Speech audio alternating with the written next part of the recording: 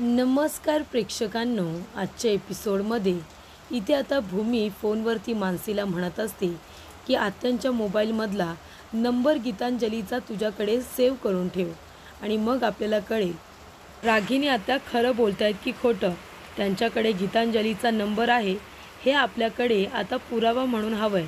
म्हणून इथे आता मानसीने तिच्या मोबाईलमधून तो नंबर स्वतःच्या मोबाईलवरती घेतलेला असतो आणि सेव्ह करूनसुद्धा ठेवलेला असतो. तेव्हा इथे भूमी म्हणत असते की मनू आता एक काम कर, कारण मानसी म्हणते झालं ताई नंबर आपल्याला भेटला. तेव्हा भूमी म्हणते की एक काम कर, तो नंबर आहे ना तो आता सेव्ह करून ठेव आणि रागिनी आत्यांच्या मोबाईलवरती तू काहीतरी वाचतेस असं नाटक कर आणि त्याच्यानंतरला तो मोबाईल त्यांना तू देऊन टाक. कळलं का? थोडा टाईमपास कर, लगेच फोन देऊन टाकू नकोस. तेव्हा इथे मानसी म्हणते ठीक आहे. भूमीने आता तिला सगळं समजावून फोन ठेवलेला असतो. तेव्हा मानसी म्हणत असते की अगं प्रिया सांग ना, म्हणजे माझं आधीचं नाव तुला माहिती आहे ना, मानसी देसाई होतं, पण आता पटवर्धन आहे. मग काय करावं लागेल? मला एक्झामला बसून देतील ना, की काही पुरावा लागणार आहे? तेव्हा मॅरेज सर्टिफिकेट आहे ना असं विचारलं जातं. तेव्हा इथे मनू म्हणते हो गं, मॅरेज सर्टिफिकेट आहे, ते जॉईंट करू का त्याला? ठीक आहे. मॅरेज सर्टिफिकेटची एक कॉपी मी माझ्या सर्व डॉक्युमेंट्समध्ये आता इथे अटॅच करून ठेवते, असं मनू तिला मुद्दामूनच म्हणत असते, कारण इथे रागिनीला तिच्यावरती संशय येऊ नये म्हणून. त्यानंतर प्रेक्षकांनो, इथे मनू म्हणत असते की आई झालं धरा, आणि ती रागिनीला तिचा फोन रिटर्न करते. तेव्हा इकडे आता भूमी सगळ्यांसाठी ज्यूस वगैरे घेऊन आलेली असते आणि तीसुद्धा इथे ब्रेकफास्ट करायला बसते. आजी म्हणत असतात भूमी बाळा चल बसून घे, तूसुद्धा मानसी तूसुद्धा बस, दोघेही आमच्याबरोबर नाश्ता करून घ्या चला. तेव्हा इकडे आता भूमी म्हणत असते आकाश तुला माहिती आहे का, गीतांजली मॅमने 2-3 वर्षांच्या आधी आपल्या कंपनीच्या 3-4 केसेस लढल्या होत्या. मला राजाकाका सांगत होते की गीतांजलीने आपल्या कंपनीच्या 3-4 केसेस लढलेल्या आहेत म्हणून, आणि ती जिंकलीसुद्धा होती. तेव्हा इथे भूमी म्हणते की मला असं वाटतंय की रागिनी आत्या त्यांना ओळखतात ना, रागिनी आत्यानेच त्यांना अप्रोच केलं होतं आणि आता अमोलीलासुद्धा रागिनी आत्यानेच इथे गीतांजलीचा रेफरन्स दिला आहे. बरोबर ना रागिनी आत्या? तेव्हा इकडे आकाश म्हणत असतो काय आत्या हे सगळं खरं आहे का? तेव्हा रागिनी म्हणत असते काय बोलू मी आकाश, अरे आता माझा आणि या सगळ्याचा काय संबंध? भूमी तुझा अजूनही माझ्यावरती विश्वास नाही आहे का? अरे देवा खरंच, आता एवढी प्रामाणिक वागते मी तरीसुद्धा तुझा माझ्यावरती अजिबात विश्वास नाही आहे. काय गं भूमी काय झाले? आकाश तू बघतोयस ना, अरे दर वेळेला असंच होतं घरामध्ये. भूमी माझ्यावरती सारखा संशय घेत असते. अगं बाई तुझ्याकडे काही पुरावा आहे का की हे सगळं मीच केले म्हणून? तेव्हा आकाश म्हणतो भूमी अगं प्रत्येक गोष्टीचा आरोप तू आत्यावरती का करतेस? तुझ्याकडे काही पुरावा आहे का? तुला काय माहिती? तेव्हा भूमी म्हणते आकाश प्रत्येक गोष्ट जर मीच सांगायला गेले ना तर या घरामध्ये वाद होतील, इतक्या गोष्टी मला माहिती आहेत, कळतंय ना तुला?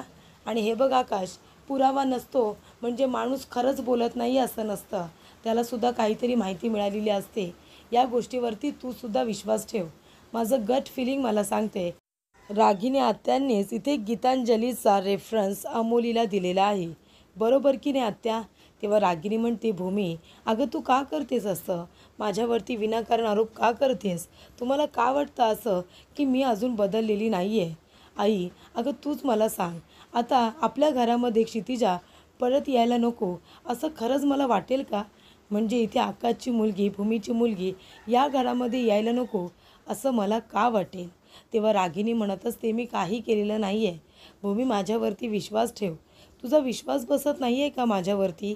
मी तुला चुकीची वाटते आहे का? मी असं का करेन सांग बरं? या घरामध्ये येऊ नये असं मला का वाटेल? हे बघ भूमी, प्रत्येक वेळेला तू माझ्यावरती आरोप करू नकोस. हां बरोबर आहे ना आकाश? अरे 2-3 वर्षांच्या आधी आपल्या कंपनीच्या 4-5 केसेस मी गीतांजलीकडून लढवून घेतल्यात आणि ती जिंकलीसुद्धा होती. आपलं केसचं काम झाल्यानंतर, आपण जिंकल्यानंतर तिचा आणि माझा संबंध कायमचा संपला.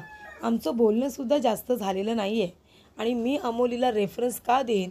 अरे बाबा मला एवढं कळत नाही का की ती आपल्या विरोधातली आहे, आपली क्षितिज आपल्याला ती परत देत नाही आहे, मग तिला एवढा मोठा वकील मी का देऊ बरं? ही साधी गोष्ट मला कळत नाही. आकाश बघतोयस ना बाबा, म्हणून तुला मी म्हणते की एकदाचा काय तो सोक्ष लावून टाक. मला इथे काही राहायचं नाही आहे. ह्या घरामध्ये मी राहणार आणि प्रत्येक वेळेला माझ्यावरती आरोप होणार. तेव्हा इथे आता तुझ्याकडे काही पुरावा आहे का? तेव्हा भूमी म्हणते की पुरावा नाही आहे म्हणून काय झालं? पुरावेसुद्धा गोळा करेन. पण इथे मी खोटं बोलत नाही आहे आकाश, आणि हे तुला पण माहिती आहे. मी कधीतरी काहीतरी बोलते, त्याच्यामागे नक्कीच तथ्य असतं आणि हे मी प्रत्येक वेळेला सिद्ध केलं आहे. माझं गट फिलिंग मला कधीही खोटं सांगत नाही. ज्या ज्या वेळेला मी इथे यांच्यावरती आरोप केला आहे, तो मी सिद्धसुद्धा केला आहे. कळतं आहे का? त्यानंतर प्रेक्षकांनो रागिनी म्हणत असते, अरे देवा, खरंच खरंच खऱ्याची दुनिया राहिलेलीच नाही आहे. मी इतकं इथे चांगलं वागण्याचा प्रयत्न करते, सगळं करते, मागचं सगळं विसरून पुढे जाण्याचा प्रयत्न करते, पण तू तू मला तिथेच घेऊन येतेस. तेव्हा प्रेक्षकांनो इथे रागिनी म्हणते, आकाश मी खरं सांगते रे, मी खरं सांगते, मी काही केलेलं नाही आहे. तरीसुद्धा भूमीचा माझ्यावरती विश्वास का बसत नाही आहे? तेव्हा इकडे भूमी म्हणते, अजिबात नाही, माझा तुमच्यावरती कधीही विश्वास बसणार नाही. कारण जे काही तुम्ही माझ्या पाठीमध्ये खंजीर खुपसलेत ना, ते मी कधीच विसरणार नाही आहे त्या. आकाशला तुमच्यावरती विश्वास ठेवू दे, पण मी कधीच तुमच्या बोलण्यावरती, तुमच्या वागण्यावरती या विश्वास ठेवणार नाही आहे. कारण ज्या पद्धतीने तू मला त्रास दिला आहेस ना, ज्या पद्धतीने तुम्ही मला छळलं आहे, हे सगळ्या गोष्टी माझ्या लक्षात आहेत. असं इकडे आता भूमी रागिनीला म्हणत असते. तेव्हा इथे रागिनीसुद्धा काही बोलायला जाणार, तेवढ्यातच आजी म्हणतात, तुम्ही दोघीजणी जरा शांत होता का? कशाला उगाच वाद घालताय? तेव्हा इथे आकाश म्हणत असतो, भूमी मी काय म्हणतो, घरातलं वातावरण आधीच गढूळ आहे की नाही, कशाला ह्या गोष्टी सगळ्या उकरून काढायच्या? तेव्हा भूमी म्हणते, आकाश तुला माहिती आहे, माझ्या मनामध्ये एखादी गोष्ट आली, मी विचारून मोकळे झाले. मला ती मनामध्येच ठेवायची नाही आहे आणि मला जे वाटतं ते मी बोलणारच. मी कोणाच्या तरी सांगण्यावरून मी गप्प बसेन असा त्याचा अर्थ होणार नाही. मला जेव्हा वाटेल, जेव्हा माझ्या मनामध्ये संशय येईल, तेव्हा मी बोलेन. तेव्हा इथे रागिनी म्हणते, बोल ना तू. अगं कोण नको बोलते, बोल. तेव्हा इथे आजी म्हणते, अरे गप्प बसा ना, थांबा ना, मी सांगते ना तुम्हाला थांबा म्हणून. हे बघ भूमी बाळा, तुला रागिनीवरती संशय आहे ना, मग मी एक काम करते ना, आकाश माझा फोन घे आणि अमोलीला जरा फोन कर. मी अमोलीलाच फोन करून विचारते ना की तुला गीतांजलीचा रेफरन्स कोणी दिला म्हणून. तेव्हा इथे प्रेक्षकांनो आता रागिनीच्या चेहऱ्याचा रंगच उडालेला असतो. रागिनीला वाटतं की कुणीही गीतांजलीला फोन करणार नाही किंवा अमोलीला फोन करणार नाही की मी रेफरन्स दिला म्हणून. पण इथे आजी तर डिरेक्टली म्हणते की हे घे माझा मोबाईल आणि माझ्या मोबाईलवरून तू फोन कर, मी इकडे अमोलीला विचारते. तेव्हा इथे आता अमोली फोन उचलते आणि म्हणते, आजी अगं बोल ना, तुझी तब्येत ठीक आहे ना, आज तू अचानक फोन कसा केलास? तेव्हा इथे आता अमोली म्हणत असते, सगळं काही ठीक आहे ना? तेव्हा इथे आजी म्हणतात, हो हो सगळं काही ठीक आहे. पण मला तू सांग बरं अमोली, तुला इथे गीतांजलीचा रेफरन्स कुणी दिला गं? आमच्या रागिनीने दिला का? सांग बरं. तेव्हा इथे अमोली म्हणते की हेच तू का विचारतेस आजी? सगळं काही ठीक आहे ना तिकडे, तू का विचारतेस? तेव्हा इथे आजी म्हणते, हे बघ, माझ्या मनात विचार आला म्हणून मी तुला सगळं हे विचारते. तेव्हा तू सांग ना मला, कुणी रेफरन्स दिला तुला गीतांजलीचा? तेव्हा इथे रागिनीने दिला का? तेव्हा अमोली म्हणत असते की आजी, या सगळ्याशी रागिनी आत्याचा काही संबंध नाही आहे. त्यांनी कुणालाही मला भेटवलेलं नाही आहे. मी इंटरनेटवरती सर्च केलं की सगळ्यात मोठा वकील नावाजलेला कोण आहे म्हणून. तेव्हा इथे आता गीतांजली मॅडमचं नाव आलं. या सगळ्याशी रागिनी आत्यांचा काहीही संबंध नाही आहे. तेव्हा इथे रागिनी आता हातच जोडते देवाला. कारण का? तर इथे अमोलीने तिची बाजू सावरून घेतलेली असते. कारण अमोलीला कळलेलं असतं की कदाचित या गोष्टीवरून घरामध्ये वाद निर्माण झाला असेल आणि रागिनी जर याच्यात अडकली तर माझं नाव फुटेल. त्याच्यामुळे आता रागिनीला सेफ करायचं असेल तर आपल्याला काय करावं लागणार आहे? तर असंच बोलावं लागणार आहे की रागिनीचा या सगळ्याशी काडी मात्र संबंध नाही. त्यानंतर प्रेक्षकांनो इथे आता आजी म्हणत असते, हो ना, रागिणीचा काही संबंध नाही ना, मग ठीक आहे चल. तेव्हा इकडे अमोली म्हणत असते, हो आजी, रागिनी आत्याचा काही संबंध नाही आहे, तिने मला कुणाचाही रेफरन्स दिलेला नाही आहे. त्यानंतर इथे प्रेक्षकांनो आता फोन ठेवल्यानंतर भूमी म्हणत असते, खोटं बोलते ही, एक नंबरची खोटारडी. इथे रागिनी आत्यांना कवर करण्याचा प्रयत्न करते. खोटं बोलते ती. तेव्हा आकाश म्हणत असतो, भूमी अगं पण आता बघितलंस ना, अमोली स्वतः सांगते. तेव्हा भूमी म्हणते, हो मला माहिती आहे ना, अमोली स्वतः सांगते म्हणजे ती खरंच बोलते असा त्याचा अर्थ होत नाही. ती खोटंसुद्धा बोलू शकते आकाश. तेव्हा इथे प्रेक्षकांनो आता आकाशला राग येतो, कारण इथे भूमी सारखं सारखं इथे रागिणीवरती आरोप करते असा गैरसमज आकाशचा झालेला असतो. त्यानंतर प्रेक्षकांनो इकडे आता आकाश रागानेच आपल्या रूममध्ये जातो. तेव्हा प्रेक्षकांनो इथे रागिणीने सुद्धा खूप नाटके केलेली असतात. त्यानंतर इथे भूमी रूममध्ये जाते. आकाश म्हणत असतो की भूमी हे सगळं काय आहे? काय गरज होती तुला सगळ्यांसमोर बाहेर आत्यावरती आरोप करायची? तेव्हा भूमी म्हणते, आकाश तुला चांगलंच माहिती आहे मी काहीही मुद्दामून बोललेले नाही आहे. जे मला वाटलं, जे माझ्या मनात आलं ते मी बोलले. मी काही चुकीचं बोलले असं मला अजिबात वाटत नाही. त्यानंतर प्रेक्षकांनो इकडे आता रागिणी आपल्या मनामध्ये म्हणत असते की भूमी दरवेळेला तू माझ्या विरोधात काहीतरी बोलतेस आणि त्याच्यामध्ये स्वतःच फसतेस, कारण तुझ्याकडे काही पुरावाही नसतो. बिनबुडाचे आरोप केल्यासारखं इथे खरं जरी बोललीस ना तरीसुद्धा ते आकाशला खोटंच वाटतं. त्याच्यामुळे इथे आता रागिणी म्हणत असते की आतासुद्धा मी तुला तोंडावरती पाडलं आणि त्याचबरोबर तुला लवकरच अजून एक खूप मोठा धक्का देणार आहे मी तुला. बघच मी आता काय करते ते. तेव्हा इथे आता उद्या ही केस तू कशी जिंकतेस आणि कशी बाळाला घेऊन येतेस ना तेच मी बघते, असं इकडे आता रागिणी म्हणत असते. ती म्हणत असते की विनाकारण माझ्यावरती आरोप करतेस आणि तू इथे आकाशच्या नजरेत येतेस. तुझ्याकडे काही दाखवायला पुरावे तर नसतात, पण विनाकारण तू इथे माझ्यावरती आरोप केल्यासारखे करतेस. तेव्हा इथे प्रेक्षकांनो आता भूमी जेव्हा रूममध्ये येते, आकाश म्हणतो, भूमी हे सगळं काय आहे? का केलंस तू हे सगळं? आत्यावरती विनाकारण आरोप करून वातावरण किती गढूळ झालं बघितलंस तू? तेव्हा इथे भूमी म्हणत असते, आकाश प्रत्येक वेळेला पुरावा दाखवला म्हणजेच मी खरी असते का? म्हणजे मी खरं बोलतच नाही असं वाटते का तुला? तेव्हा इथे भूमी म्हणत असते, आकाश कधी कधी पुरावे नसतात, पण काही गोष्टी घडत असतात ना त्याच्यावरून कळतं कोण खरं बोलते आणि कोण खोटं, आणि आता धडधडीत खोटं बोलत आहेत. तेव्हा इथे प्रेक्षकांनो आता सरंजामी वकिलांचा फोन येतो. तेव्हा इथे ते वकील केस सोडतात. आकाश म्हणत असतो, असं का करताय तुम्ही? सर उद्या हेअरिंग आहे आणि तुम्ही केस का सोडताय आमची? असं करू नका. तरीसुद्धा इथे वकील आता काही आकाशचं ऐकायला तयार नसतात. आकाशला खूपच जास्त वाईट वाटतं. आकाश म्हणत असतो, भूमी खूप मोठा गोंधळ झाला आहे. इथे वकील सरंजामे यांनी आपली केस सोडण्याचा निर्णय घेतला आहे. आता काय करायचं आपण? तेव्हा इथे भूमी म्हणते, आता काय करायचं? दुसरा वकील शोधावा लागेल. ते सुद्धा काही तासांमध्ये मिळेल आपल्याला कुठला तरी वकील.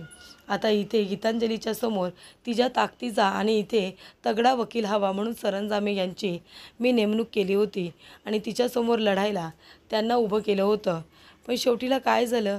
त्यांनी इथे आता माघार घेतली.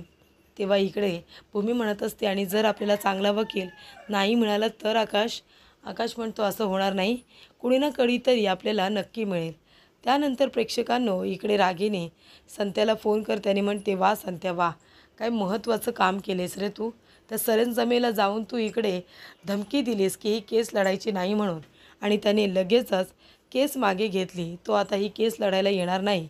चला, ती नर्स गेली, त्याचबरोबर सरंजामे वकिलाने केस सोडली, आणि इथे आता एकदा का तो नर्सचा नवरा सापडला, त्याला एकदाचा मारला की आपल्या विरोधात असणारे सगळे पुरावे नष्ट होतील, असं इथे आता रागिणी म्हणत असते.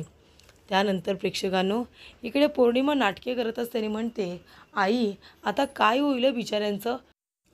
क्षितिजा आता आपल्या घरी येणार नाही ना?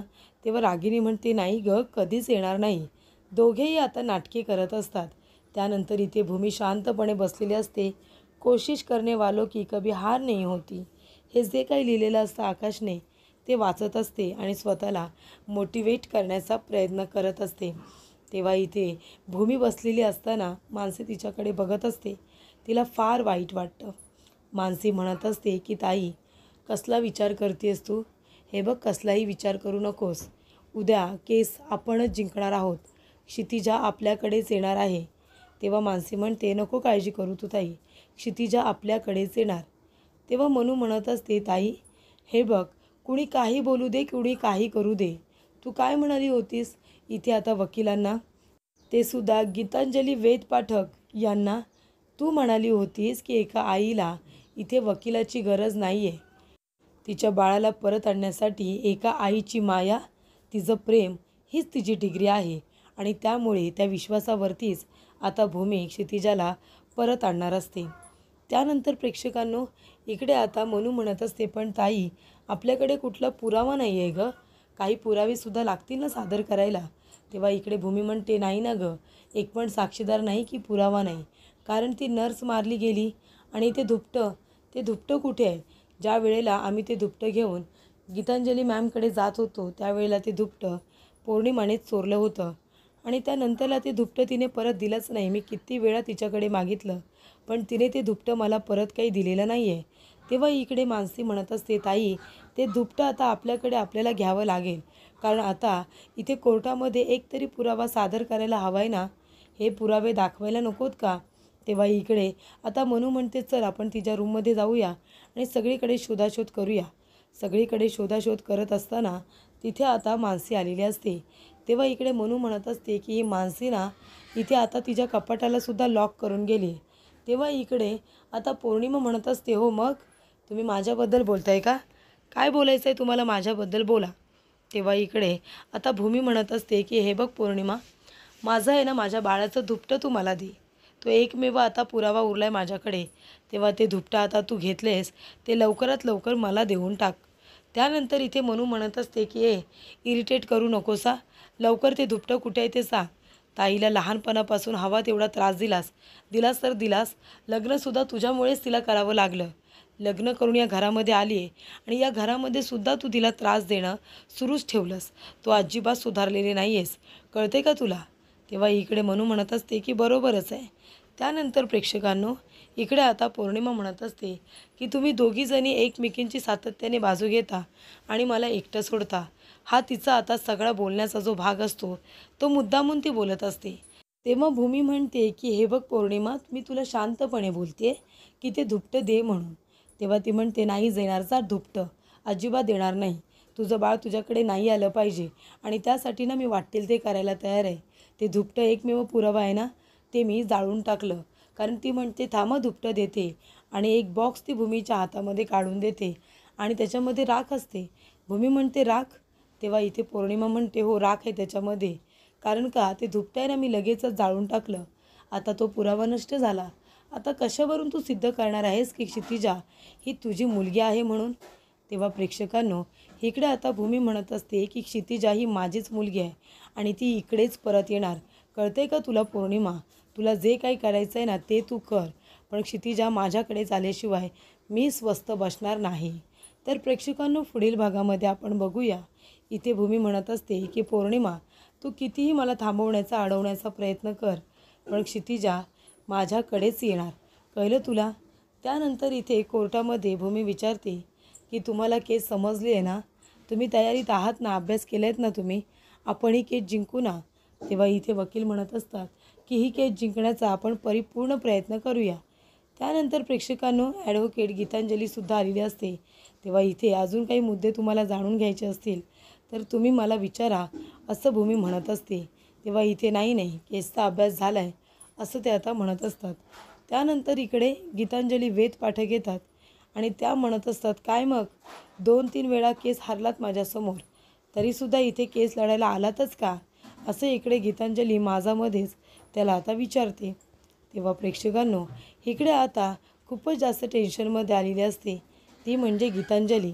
कारण का, जेव्हा गीतांजली इथे म्हणते की तुम्ही तर इथे 2-3 केस हारलात ना तरी परत आलात, तेव्हा भूमी म्हणते, गीतांजली मॅम, कसं आहे ना, म्हणजे तुम्ही खूप मोठ्या वकील आहात, मला मान्य आहे, पण कधीकधी सत्याची बाजू असते ना तीच जिंकते, खोट्याची बाजू कधीही जिंकत नाही. आणि ही गोष्ट, ही प्रचिती तुम्हाला आता येईलच, शेवटपर्यंत का होईना पण ती येईलच. तेव्हा इथे भूमी म्हणते की तुम्ही इतक्या मोठ्या वकील आहात, तुम्हाला जे काही आर्ग्युमेंट करायचं आहे तुम्ही कोर्टात करा ना, कोर्टच्या बाहेर कशाला तुम्ही आर्ग्युमेंट करता? असं इकडे भूमी आता इकडे गीतांजलीकडे बघूनच बोलते. ती म्हणते की तुम्ही 4 भिंतीच्या आत बोलतात ते ठीक आहे, पण इथे रस्त्यावरती असं बोलणं तुम्हाला खरंच ते शोभून दिसलं का? तुमच्या दृष्टिकोनातून ते बरोबर होतं का? असं इकडे आता भूमी गीतांजलीलाच विचारत असते. तेव्हा गीतांजली तिच्याकडे एकटक रागाने, जणू काही रागानेच बघते की काय, असं आता सगळ्यांना वाटत असतं. पण इथे गीतांजलीची बोलती चांगलीच आता भूमीने बंद केलेली असते.